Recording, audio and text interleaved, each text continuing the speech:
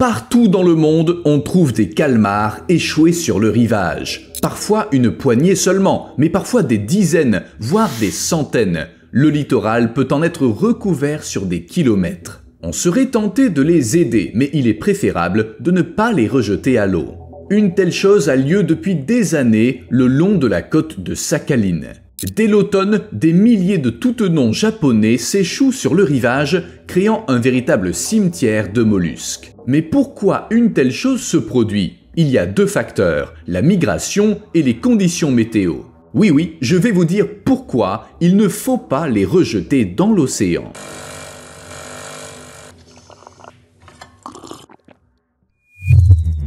Si vous avez la mémoire courte, appuyez sur le bouton « J'aime » tout de suite avant d'oublier. Bon, continuons. Les toutenons passent la majeure partie de l'année dans la partie méridionale de la mer du Japon. Mais en été, quand les eaux de surface se réchauffent, ils effectuent une longue migration afin de se nourrir jusqu'au détroit de Tatari, qui se trouve entre l'Eurasie et Sakhaline.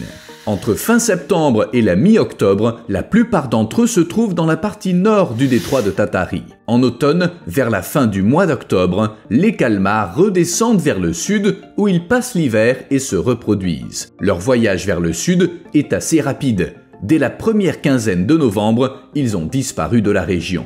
Mais parfois, ils s'attardent un peu et ils ne quittent pas les lieux avant la mi-novembre. Pourquoi? On l'ignore. Qui sait ce qui leur passe par la tête, n'est-ce pas? Quoi qu'il en soit, à cette période, il arrive que la température de l'eau baisse soudainement. Les calmars s'y sentent bien en été, mais les cyclones d'automne entraînent un refroidissement rapide. Vraiment rapide, l'affaire de quelques heures seulement. Et ça cause la mort de nombreux calmars. Si l'eau se refroidissait lentement, ils auraient une chance de s'en sortir. Mais les calmars ne supportent pas le froid. Soit ils meurent, soit ils sont rejetés sur le rivage, glacés et affaiblis, où le manque d'eau salée les achève.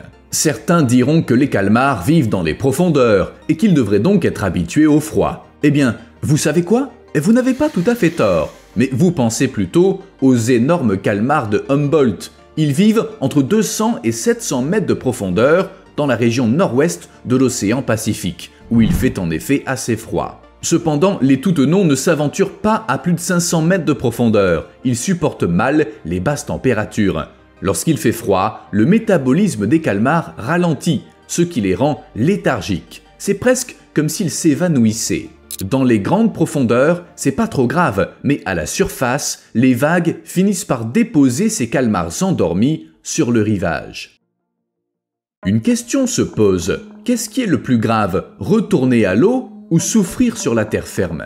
Pour un animal des régions subtropicales, l'eau froide est un danger mortel, surtout si on l'y plonge brusquement. Ainsi, si on tombe sur un calmar froid et inerte échoué sur la plage, le remettre à l'eau ne servira pas à grand-chose. Il y a de fortes chances qu'il entre en état de choc. Soit il mourra sur le coup, soit les vagues le déposeront à nouveau sur le rivage, à moins de le relâcher au large. Dans tous les cas, c'est peine perdue. Quant à répondre à la question de savoir quelle mort est la plus douloureuse, sur terre ou dans l'eau, c'est pas simple. Pendant longtemps, les chercheurs ignoraient si les invertébrés tels que les calmars, les crabes et les homards ressentaient la douleur. Finalement, ils ont découvert que les céphalopodes possèdent des nocicepteurs, des terminaisons nerveuses qui transmettent au système nerveux les stimuli synonymes de danger. Selon une étude, les calmars ressentent la douleur, ce qui affecte leur comportement en les rendant plus prudents. Mais on n'est pas certain qu'ils la ressentent comme les humains, ou plus généralement comme les mammifères. Il faut dire que les chercheurs n'accordent pas beaucoup de temps à l'étude des calmars. Peut-être parce qu'ils préfèrent les pieuvres, des créatures de la même famille, mais qui sont bien plus intéressantes. Tous deux sont des céphalopodes, et puisqu'ils sont apparentés, penchons-nous un peu sur les pieuvres. Pendant longtemps, on a pensé que le froid était la méthode la plus humaine pour tuer une pieuvre. C'est l'approche envisagée par l'entreprise espagnole Nueva Pescanova, qui prévoit d'élever des pieuvres dans des fermes. Mais c'est déjà une pratique courante. Avant de servir un mollusque au restaurant, on le jette dans un bain d'eau glacée. Pourtant, les pieuvres peuvent ressentir la douleur. Aussi, cette méthode de mise à mort est plutôt cruelle. Le choc étourdissant dû au froid est suivi d'une douleur intense. Après quelques secondes de tentatives désespérées pour s'échapper, le froid se répand dans le corps de l'animal, qui devient incapable de bouger, mais demeure conscient. Avant de perdre conscience, la pieuvre a donc tout le temps d'être terrifiée. C'est lugubre. Les calmars ressentent sûrement la même chose lorsque l'eau qui les entoure se refroidit. Lorsqu'on transporte des toutenons vivants, on les place dans des sacs en plastique remplis de 5 litres d'eau de mer à une température comprise entre 0 et 1 degré Celsius. Ils demeurent ainsi dans un état d'apathie, ce qui leur permet de supporter un voyage de 10 heures sans souffrance. Enfin, tout dépend du niveau d'oxygène. Et sur la terre ferme, là encore, on manque de données. Les chercheurs ignorent combien de temps un calmar peut survivre hors de l'eau. Il est donc difficile d'estimer la durée de la souffrance des calmars échoués. Ça peut durer de quelques minutes à plusieurs heures. De plus, être sur la terre ferme les rend nerveux et ils peuvent souffrir de blessures car ils ne sont pas faits pour vivre en dehors de l'océan. Les calmars respirent grâce à des branchies et ils ne peuvent que finir par suffoquer. Quelle est la conclusion ? En cas de coup de froid brutal, que ce soit sur terre ou dans l'eau, les calmars subissent le même sort. La seule différence est que dans l'eau, ça prend plus de temps, mais au bout du compte, les calmars finiront par s'échouer. Il est donc inutile d'essayer de les sauver en les rejetant dans l'eau froide. On ne peut pas sauver des calmars qui se sont échoués sur le rivage. En tout cas, pas tous, il y en a parfois des milliers, même si on les ramène à l'endroit où ils étaient censés migrer. La température de l'océan baisse si rapidement qu'elle tue les calmars en très peu de temps. En d'autres termes, si on trouve des calmars sur le rivage, ils sont condamnés, il n'y a plus rien à faire pour les sauver. Même s'ils sont encore en vie, la chute brutale de la température a pu provoquer des lésions internes dont ils ne se remettront jamais. Si un calmar se retrouve sur la terre ferme dans un état comateux, peut-être parce qu'il a été déplacé, il est quand même possible de l'aider. Cependant, il faut agir vite avant que la suffocation et la pression atmosphérique ne causent des lésions irréversibles à son corps mou. Le problème est qu'il est impossible de prévoir où, quand et combien de calmars vont s'échouer afin de pouvoir s'y rendre rapidement et les sauver.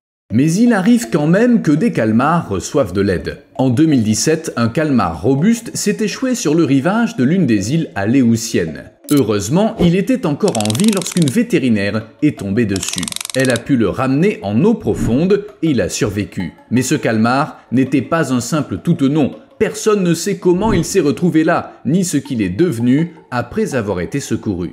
Parfois, les calmars n'ont pas du tout besoin d'aide. Il arrive qu'après avoir rempli le rôle que leur a confié Dame Nature, ils se laissent mourir. Lorsqu'on tombe sur des calmars morts échoués sur le rivage, on a tendance à y voir une tragédie. Mais certaines espèces vivent vite et meurent jeunes pour le bien de leur progéniture. Le risque de mourir entre 2 cycles de reproduction étant très élevé, ces animaux se consacrent entièrement à leur première et dernière portée, puis ils meurent. Ils dépensent toute leur énergie en très peu de temps, tout simplement. Ça fait partie de leur cycle de vie. Il est donc inutile d'essayer de les sauver. Ils n'ont aucune intention de vivre plus longtemps.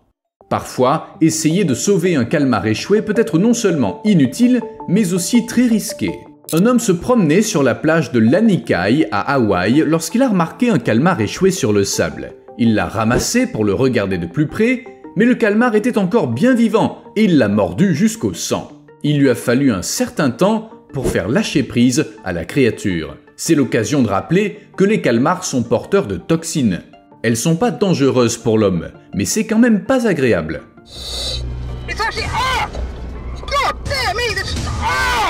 Bon, si on peut pas les rejeter à la mer et que les sauver n'est pas non plus une option, on en fait quoi de ces milliers de calmars? On les mange? En fait, c'est pas une mauvaise idée. Lorsque des milliers de calmars se sont échoués sur les côtes de Sakhaline, les habitants ont été ravis. Sans attendre les contrôles et sans se demander ce que ces calmars faisaient là, les gens se sont précipités pour les ramasser. Ils ont quitté leur travail pour remplir de pleins sacs de mollusques. Certains ont rempli des camions entiers. Personne n'a pensé au risque d'empoisonnement. Seuls les habitants les plus prudents ont fait attention à ne ramasser que des calmars qui bougeaient encore pour s'assurer de leur fraîcheur. Mais la plupart des gens ont tout pris. En dépit des avertissements des autorités qui insistaient pour envoyer des échantillons à des toxicologues. Les calmars peuvent servir de nourriture aux humains comme aux animaux, et on peut aussi les vendre. Pourquoi gâcher de bons calmars pendant que des scientifiques effectuent des tests? La seule espèce de calmar qui vaille la peine d'être sauvée si on en trouve sur une plage, c'est le calmar de Humboldt, dont on a déjà parlé. Ces énormes créatures vivent sous les latitudes septentrionales et à de grandes profondeurs, là où il fait froid et où l'oxygène est rare. Cependant, le calmar de Humboldt peut ralentir son métabolisme afin d'en consommer moins.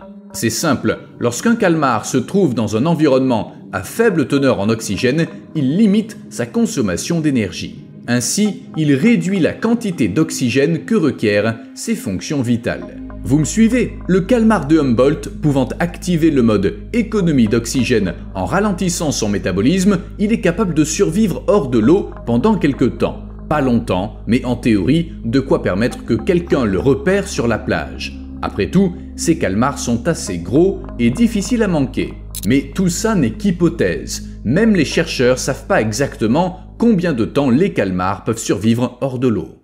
Imaginons qu'on trouve non pas un tas de petits calmars, mais un seul énorme individu, comme un calmar de Humboldt. Qu'est-ce qu'on en fait? On le remet à l'eau? Impossible. Comme je le disais, un calmar échoué sur le rivage peut souffrir de blessures qui peuvent lui être fatales. Remettre un tel animal à l'eau ne ferait que prolonger ses souffrances. Cet énorme calmar trouvé sur les côtes d'Afrique du Sud en est un bon exemple. La créature, qui mesurait 3,50 m de long, était déjà morte. Elle avait été rejetée sur le rivage après avoir subi des blessures. Elle avait dû entrer en collision avec un bateau, car elle présentait une longue blessure qui aurait pu être causée par une hélice. Le calmar était près de la surface lorsque le navire l'a heurté, puis la créature affaiblie a été repoussée vers le rivage. La remettre à l'eau n'aurait rien changé. Elle aurait simplement servi de buffet à d'autres animaux marins. Mais c'est pas seulement pour ça qu'essayer de remettre un calmar géant à la mer, vivant ou mort, est une mauvaise idée. Chaque calmar géant échoué est l'occasion pour les scientifiques d'en apprendre davantage sur ces créatures. Comme vous l'avez sans doute compris, on sait très peu de choses sur les calmars. On sait comment les cuisiner, mais c'est à peu près tout. En dehors des meilleures recettes et de leur teneur en calories, toutes nos informations proviennent des carcasses de calmars trouvées sur les plages, ou dans l'estomac de baleines qui se sont elles-mêmes échouées. Ces restes permettent d'en savoir un peu plus, même s'ils se limitent à des fragments de calmars. C'est tout ce dont on dispose, vraiment tout. Les calmars géants vivent à des profondeurs considérables, il est rare d'en observer, et encore plus de les étudier dans leur milieu. Pour vous donner une idée, les premières photos d'un calmar géant vivant n'ont été prises qu'en 2004. Quant aux premières images vidéo, elles datent de 2013. Aristote connaissait pourtant déjà ces créatures au IVe siècle avant Jésus-Christ. C'est comme ça que la légende du kraken est née, quand on sait qu'il y a dans l'océan quelque chose d'énorme avec des tentacules, mais qu'on n'a aucune idée de ce que c'est, il y a de quoi avoir peur. Si vous tombez sur un calmar géant en vous promenant sur la plage, il vaut donc mieux signaler votre découverte et laisser les experts décider de la conduite à tenir. Selon le pays, différents organismes gèrent la question et le destin de ces créatures marines peut également varier. Si le corps est bien conservé, il peut se retrouver dans un musée, comme ce fut le cas pour le musée d'histoire naturelle de Londres. En 2004, le musée s'est vu offrir un calmar presque intact d'une longueur impressionnante de 8,62 m. L'occasion était trop belle pour la laisser passer. En outre, la plupart des restes de calmars géants sont des fragments échoués sur les plages ou trouvés dans l'estomac de cachalot. Le géant de Londres a été capturé accidentellement par un chalutier, ce qui a permis aux chercheurs d'hériter d'un calmar entier. Même en Afrique, il existe un musée qui consacre une section entière aux invertébrés. Leur collection comprend 20 énormes calmars, dont le plus grand mesure 9,30 m de long. En 2022, une énorme carcasse, partiellement recouverte de sable, a été découverte en Nouvelle-Zélande. Les touristes qui sont tombés dessus ont été choqués, et on comprend pourquoi. Difficile de connaître la longueur totale du corps, car la plupart des bras avaient été arrachés. Après avoir pris quelques photos, les touristes ont signalé leur découverte au ministère de l'Environnement, dont les services ont ensuite déterré les restes pour mieux les examiner. Et si vous aviez la drôle d'idée de ne pas remettre aux scientifiques le calmar géant que vous avez trouvé sur la plage, mais de le faire griller au barbecue, oubliez ça tout de suite. Pas seulement parce qu'il est possible que ce calmar se trouve là depuis longtemps. Même s'il est frais, sachez que les calmars géants sont riches en ammoniac qui leur permet de flotter. En manger est tout simplement impossible, le goût serait affreux. Impossible pour un humain du moins. Les cachalots, eux, n'y voient aucun inconvénient. A plus.